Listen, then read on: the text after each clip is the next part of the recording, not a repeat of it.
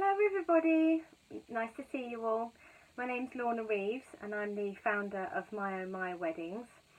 Today I'd like to talk to you about the 3 things that you need to know and you need to have discussed before you start planning your wedding. Now before I get started, a quick bit of housekeeping. If you're enjoying the content, please do like and share. And if there's anything you'd like to see or you'd like to know about, please do drop me a line and we can get the team working on some additional content for you. We really want to know what you need to know about planning your weddings. My Oh My started earlier this year and it's a wedding planning company specifically focused around the LGBTQ plus community.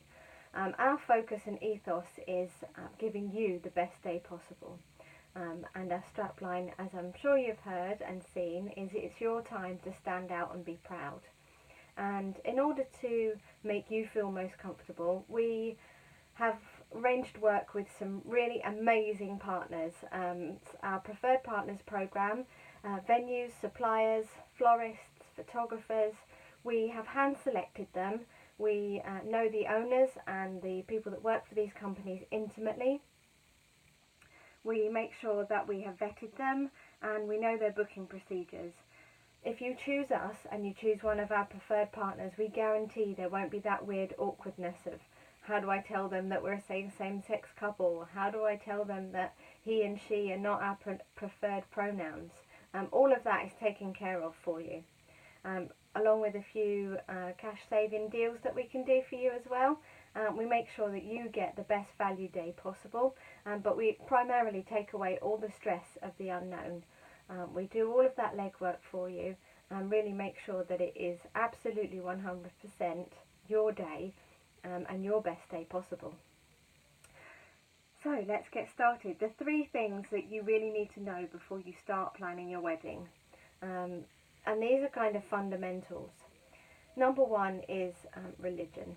Now, I know you've been with your partner a while and you think you know them inside out and back to front, but you'd be surprised how many couples I speak to, and when we start planning their day, one of them wanted a religious aspect, or one of them wanted to make sure it was spiritual in some way, or one of them's family felt really strongly that they wanted a religious element. Whatever you do, don't assume that you know what your other partner's moral compass is around. Ultimately, you'll just want the same thing. You'll both want the best day possible. But it's worth going away, taking a few minutes and having a chat about whether religion, and in whatever format that takes, needs to feature for you. Whether that's a traditional religion, spiritual reading, even if it's only hints and blessings in some way. But go away and get on the same page and talk about religion. Number 2 is the big one, and it really is about size, and size does matter when it comes to your wedding. How big do you want your wedding to be? You might have joked about it and discussed it in the past. Now is the time to get to the bare bones. Do you want an intimate affair with 6 of your closest friends and a really nice dinner?